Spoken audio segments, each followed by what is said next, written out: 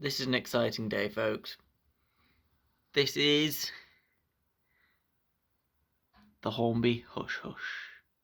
Yes, and it is absolutely stunning. Now, look at this. This logo is just phenomenal. We will have a look at this properly in a second. But just before we start, I will say this has been the second Hush Hush I've gone through because the first one arrived damaged. But Hornby have learnt from their mistakes and hopefully, and they sent it a second time with DPD, not herpes, with proper packaging and stuff. So yes, it's absolutely phenomenal. It has just had a bit of a run in, a really small session because I'm excited and really want to get the review done. So it will go through some more running very soon. We're just going to stick it on with a light load or something, which won't do it any harm. So we will stick it on with a couple of coaches in a bit when we run it. But overall, this logo is absolutely phenomenal. See by the box there? That's what the logo is. It does look sort of bluish coloured on camera.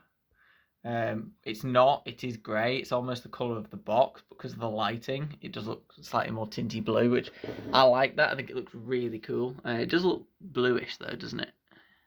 It's not. It is grey. It is the colour of the box pretty much. But yeah, it's absolutely stunning. This probably can possibly be my favourite loco now. It may have knocked Blackmore Vale off the top spot. Oh, it's very close to the top spot anyway. Right, let's get into it. Let's see what the box provides.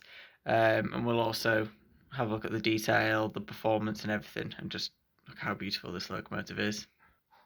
Okay, let's grab the box then, and you'll see that's the end of the box. There are 3841 LNR class W1, Hush Hush 464, British Enterprise number 10,000.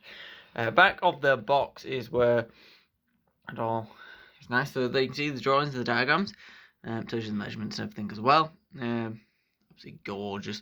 That is all the history. I'll try and get a shot of the Hush Hush is in the way a little bit there.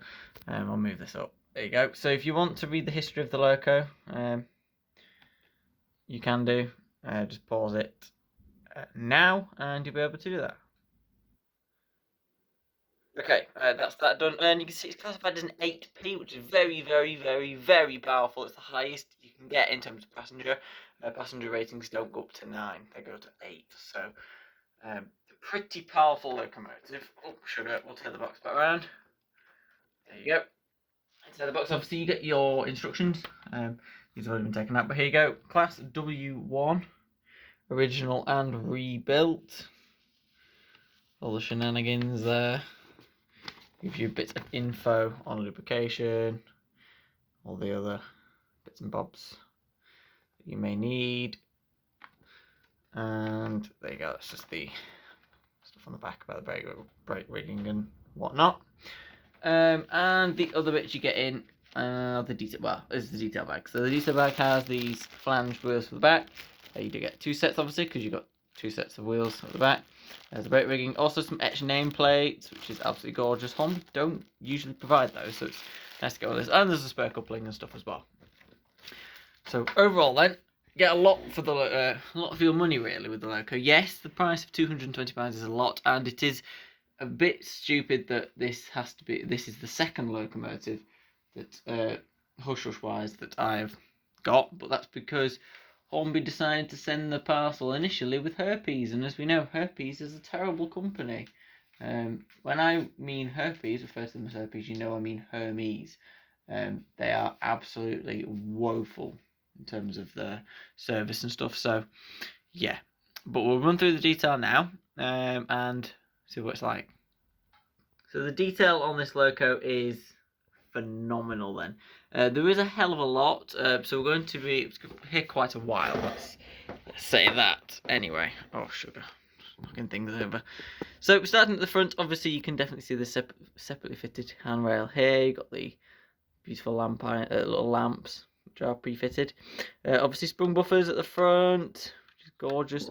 You've got the number 10,000 printed on the buffer beam there as well, including a sort of coupling hook for the couplings. You've also got loads of other separately fitted bits and bobs, including some lamp irons and whatnot. Under this gap here, that you can see. There is a traditional smoke box door behind this door, but you can't really see it. It's quite difficult to see, but it is there, and it's phenomenal that it is. It's really well detailed also. You do also have this separately fitted handrails across the front, including into the lamp iron here in the sort of P2 almost style smoke deflectors, and then you have this lovely curved funnel single chimney, absolutely gorgeous. Lots of separately fitted handrails around the sides of the smoke box, and the smoke deflectors, including on the other side also. British Enterprise nameplate printed beautifully. By the way, this nameplate was never actually fitted to the real locomotive. It was built for the loco but never fitted, but I think this loco looks absolutely marvellous with the nameplates. That's why I decided to go for that. Painted details on the end of the cylinders also, which is absolutely gorgeous. Look at the linkage, is phenomenal. Going on the valve gate, it's just absolutely gorgeous. You do have these little steps as well, plus all of these other bits and bobs here. You've got some painted detail there, other sort of handrails and stuff there. Underneath the smoke box, you can see there is a little bit of detail in there and stuff. It's very hard to see all of the stuff underneath though. You can see underneath though, all the way to the other side, which is phenomenal. There's all the extra bits of valve gear and stuff. There's the wheels, beautifully cast wheels. And obviously, this is what sets off the loco, this sort of gorgeous boiler shape. You do have the whistles and safety valves poking through. It's moving around on the chair. And then there's some other bits here. Some more the detail all over there. And then you do have this little whistle here. And very tiny. But absolutely gorgeous. Also got the glazed windows on the front. 10,000 printed absolutely beautifully. All the silver lining printed perfect, absolutely phenomenal. It's absolutely phenomenal. This logo is so beautiful. There's so much to talk about, but I also don't want to keep you guys for so long. You do have these beautifully cast rear pony truck here, which would normally swivel in reality, but doesn't on the models. This is absolutely phenomenal. The amount of detail down here on the axles. Now, obviously, this being a 464, very unique configuration, or 4622, as it was also referred to. Okay, got the back thing there. That's where the connection is for the wiring and the coupling. Right, we'll go into the cab. Bit of fluff there. There you go. Got rid of the fluff. Look at the cab. Oh my god, I can't really get a good shot of the cab, but I did actually post a picture on my Instagram of the. Actually, I can see if we move the tender. You can see it. Look at this. Oh my god. This is probably one of the best detailed cabs I've ever seen in my entire life. And I've seen a lot of detailed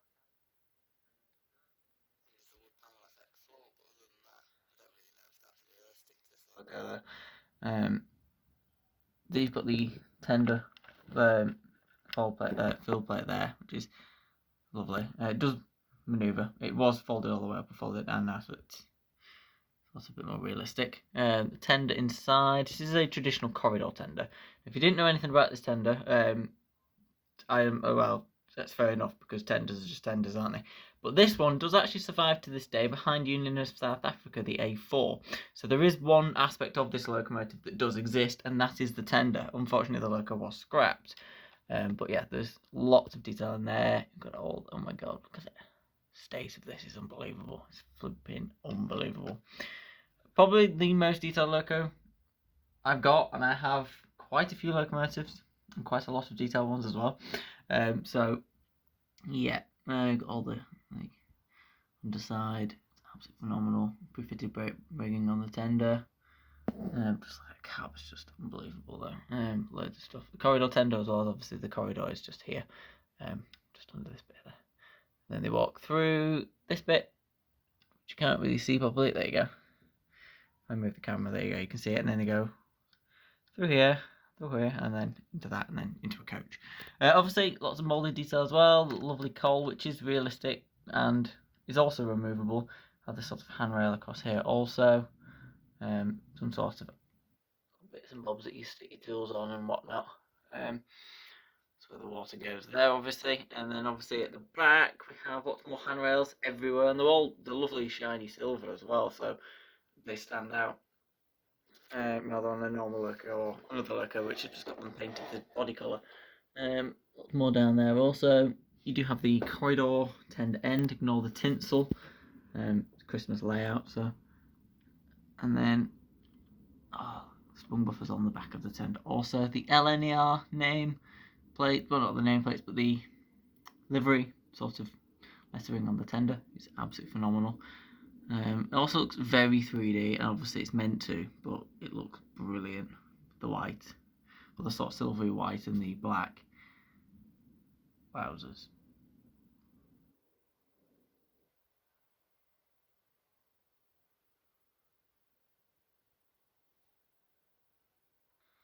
Only one word can describe this loco, and that is wow. Just a big fat WOW. Now, obviously, it is a bit. It's sort of out of order that you have to have two to get the right loco. But unfortunately, that's the way it was. But all I'm saying is it was worth the wait for the replacement loco. And the reason I didn't get a refund was because I knew this loco would be absolutely beautiful, and I'm absolutely over the moon that I didn't. I've actually been able to see this up close. And one little thing I did not show you is that builder's plate there. I don't know what it says. I don't really think I can see it. No, it says 10,000 on it. It probably is legible, but with my camera on my phone, it's probably not able to capture it because it's really tiny. But it will be legible. Just not on this camera because it can't focus on that close enough. So yeah, what a loco. We're going to pop this on the track now and see what it runs like. Stick some teaks behind it. I think we'll just have a bit of a running session, and yeah, that'll be probably the last review of 2021, and also the last loco of 2021. And what a way to end the year. We've had lots of locos this year, but what a way to end with the gorgeous Hush Hush in the LNER Battleship Grey. It's absolutely phenomenal. So yeah, we'll stick it on the track, see what it's like. Give a bit of a running session with some LNER teaks, which will look absolutely superb. And yeah, you'll also see some other LNER locos next to it, so you can compare size. So here it is then, Hornby's phenomenal W1 Hush Hush on the track, and obviously you can see I've got some little, the Hornby Collectible logo, the new one, it's nice. Got some of the other cool sort of Marmite, shall I say, LNER locos, including the enormous P2, which was my biggest loco, no longer is, and the gorgeous experimental purple A4. The experimental purple A4 being Marmite because not a lot of people actually like the purple, and the P2 being Marmite because not a lot of people like the shape. Same story with the Hush Hush, but I love all three, so that's why I've got them, obviously. Now, if I put these two buffers to buffer, you'll see that the P2 is slightly longer, but not by much. In fact, the corridor tender, I think, but from buffer to buffer, it is longer. The Hush Hush is a lot bigger, and if I just move this forwards, there you go. If I move it forwards, and we'll put it buffer to buffer, approximately, you'll see that is pretty much on line with the others. Move it a tiny bit forward, there you go, like that. And if I show you this, where the cab ends, the tender is even further out. So this is by far the biggest loco I have. And the A4 and the P2 are big, and the P2 struggled to fit in the cupboard, which is there. I'm going to have to find a way of fitting the Hush Hush in, but I will try and find a way. And in fact, I will find a way. But anyway. These two are not going to be running, they're just going to be on show, because they don't need to run.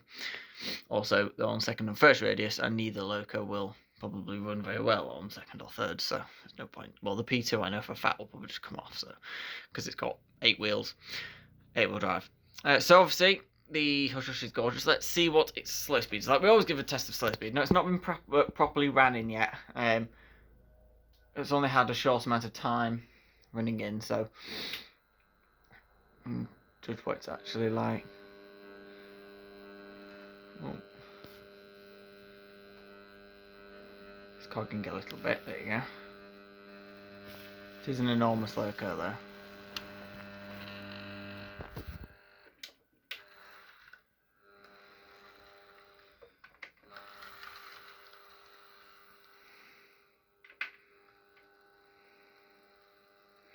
It is lovely and smooth though.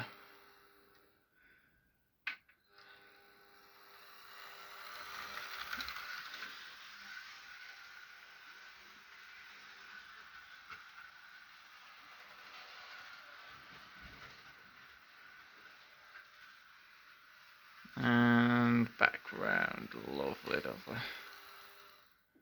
There we go. Right, I'll stick some teaks behind this gorgeous loco, and we'll see it run around the layout for a bit. So I've just stuck 3 behind it, so it's not like being overdone or anything, because it is obviously fresh as a daisy, so we don't want to give it a million coaches when it's only just come out of the box and stuff. So I believe that when these were being replaced, that it was only the bodies that were being replaced, not the chassis. So if it is the chassis that is the original that I had, it did actually run. So it probably won't need much more running before it's sort of ran in. So anyway, let's we'll give it half speed. So we're not going to about that. That'll do it nicely, I reckon. Sort of like a reasonably nice speed, not ridiculous. So we'll see what it runs like anyway. Here it comes.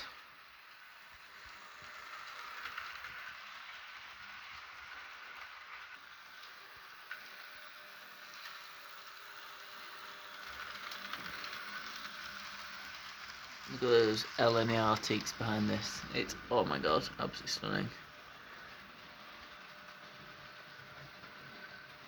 Underneath the tree. It is big. It is absolutely enormous, those locos go. But what a stunning loco. How can you seriously not like this loco? It's spectacular. I know it's Marmite in terms of its looks, but just as a model loco, it's phenomenal. But I mean, I love the way they look as well. I've always, like, genuinely always wanted this loco to be made in a model form, and I'm glad that it has. It was worth the wait. 220 quid is a lot of money to spend on a loco, but I'm happy that we did that because it does look spectacular.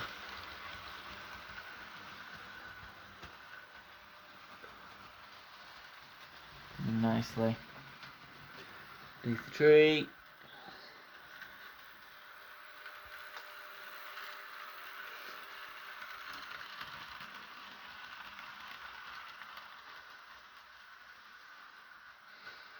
A4, which was the first loco I got of 2021. This, the experimental purple, I got it in Jan, so it's nearly a year old soon. Anyway, there's the hush hush. And the P2 I've had a long time now. God, it's got to be 4-ish years, so yeah, it's getting on a bit now. And then you've seen the reviews of these 3 as well, so the cupboard's going to get reorganised soon. You will see that in the collection video, which will be very soon. Update in early January.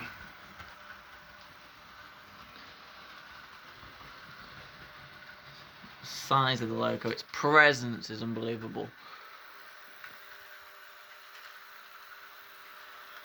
I just think the nameplate set it off beautifully though. That's why I got the one with the nameplate.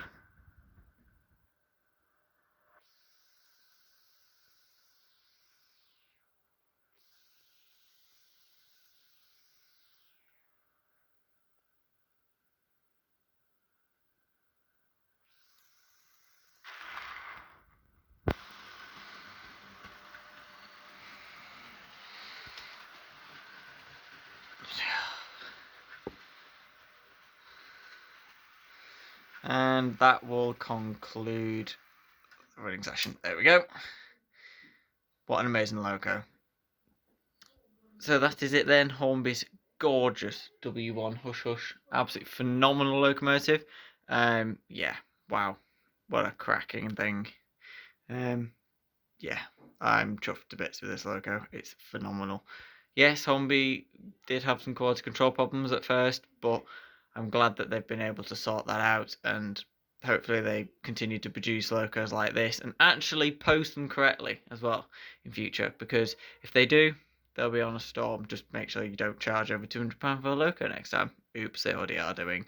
Anyway, that's the way it is with most locos. They are costing a lot of money now, so I've got to deal with it. But if they're this size, this detailed, and this good in general, then I don't see a problem with that, and I don't mind. What a cracking thing. Wow. Anyway, guys, thank you so much for watching. I do hope you have enjoyed seeing the Hush Hush now join the collection. One of many locos we've had in 2021. I think we've had 17 or possibly 18 locos, something. Had a lot. Definitely a lot of locos. There will be a running session with every loco we have purchased this year, coming just before New Year, so a couple of days. Then there's a New Year update video, and then the collection update video as of January 2021. 2022, shall I say. So that is basically going to be very soon. So yeah. So anyway, guys, thank you so much for watching. I wish you a very, very Merry Christmas and Happy New Year. And I will see you very soon for some more videos. Take care of yourselves and goodbye.